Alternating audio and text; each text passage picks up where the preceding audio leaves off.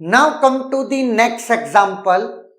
Consider a disk having 512 tracks, 512 sectors per track, 2048 bytes per sector, which rotates with 3000 RPM.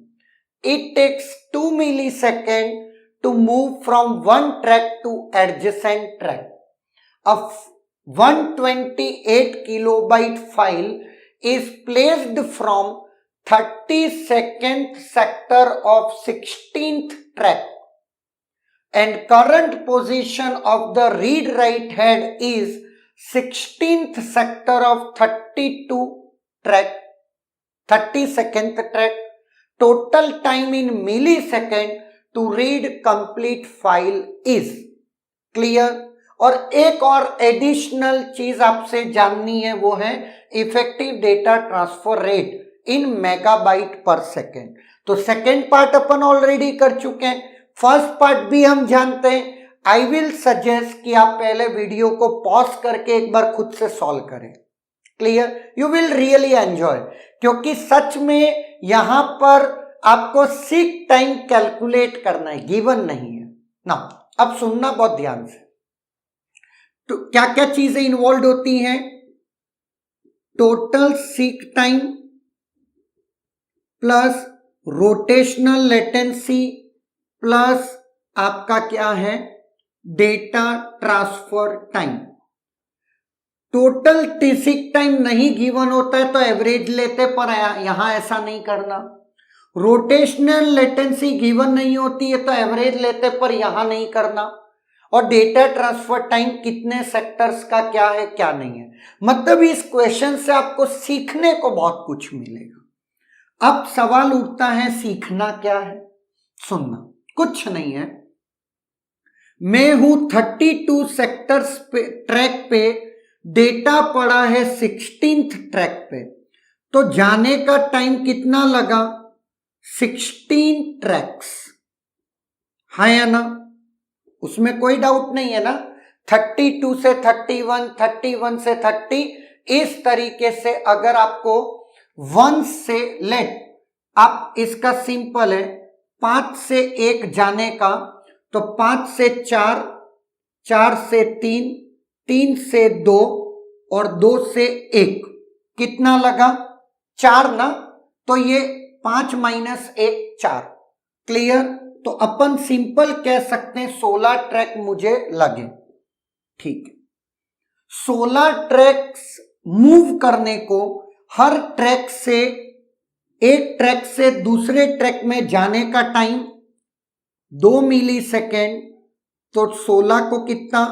32 milli second, तो यही लग गया।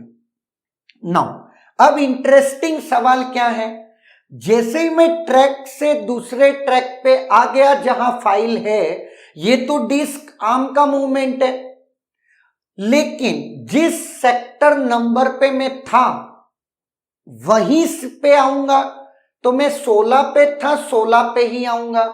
तो वहां से लगा करके अब आती है बात कहां?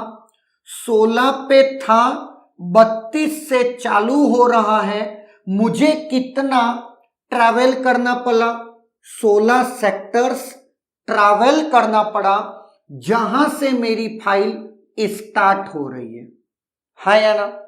यहां से मेरी फाइल स्टार्ट हुई।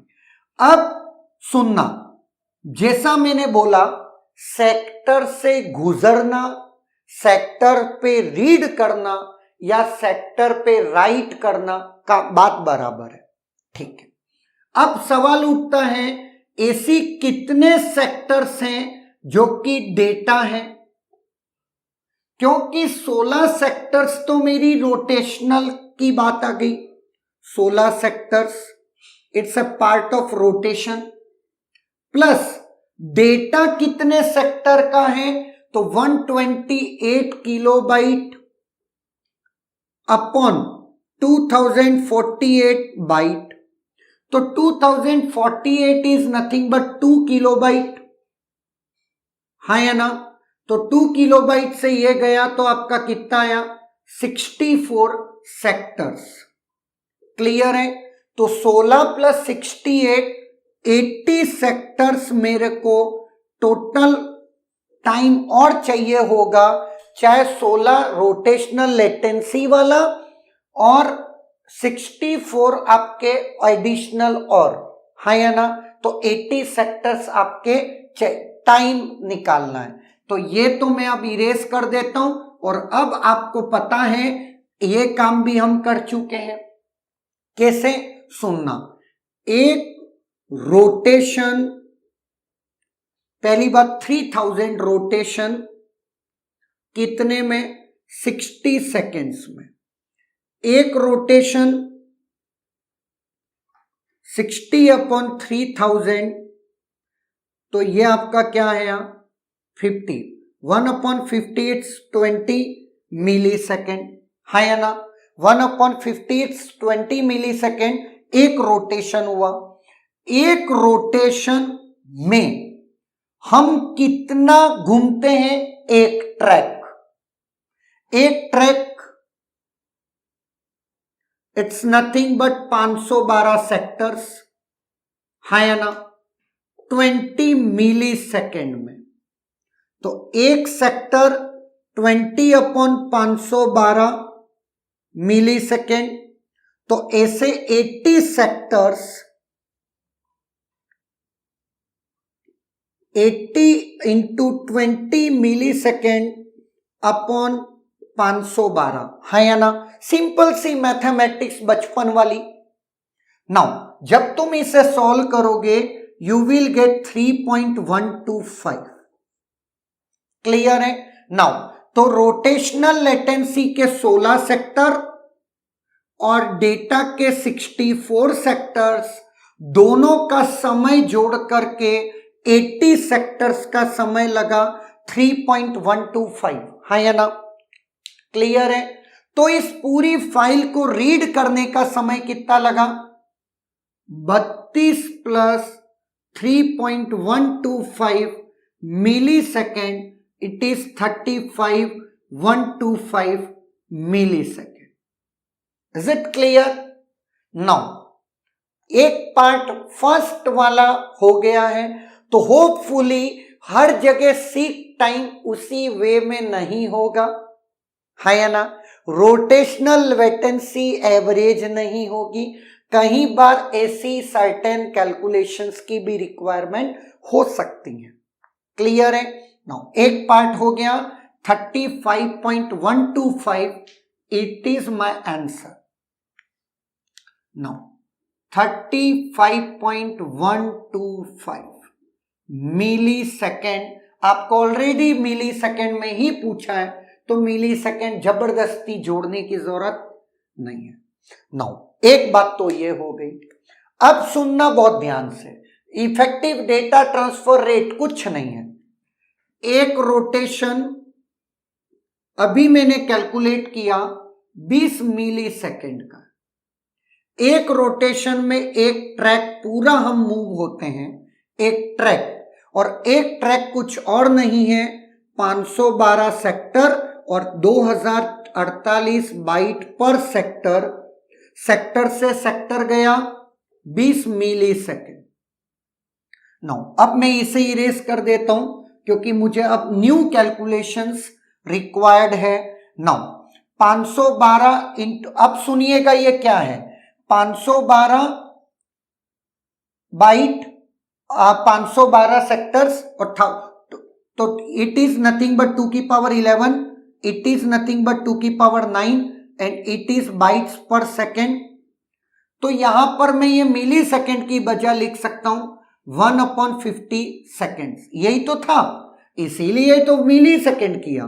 क्यों करूं मैं ऐसा, सिंपल 50 2 की पावर 9 इंटू 2 की पावर 11 2 की power 20, it's nothing but mega bite, कितना एक सेकेंड में। What is effective data transfer rate, 50 megabyte पर सेकेंड।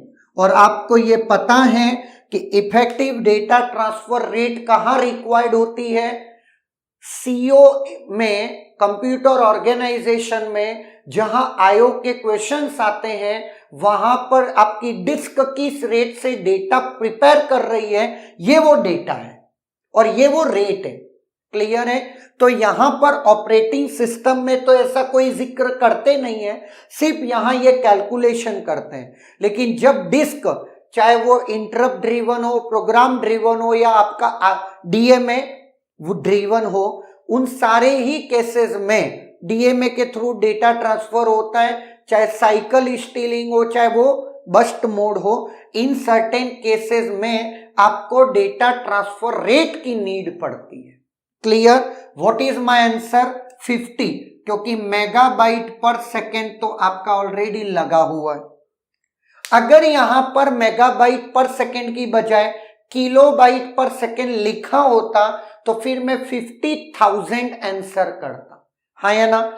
लेकिन आपकी कैलकुलेशन में कोई चेंजेस नहीं होता। तो बी क्लियर, आपको क्या आउटपुट चाहिए और आपको किस वे में डेटा गिवन है, उस तरीके से आप क्वेश्चन को सॉल्व करेंगे तो आपकी कैलकुलेशंस भी इजी हो जाएगी, एरर की रेट काफी कम हो जाएगी। क्लियर है? Is there any doubt?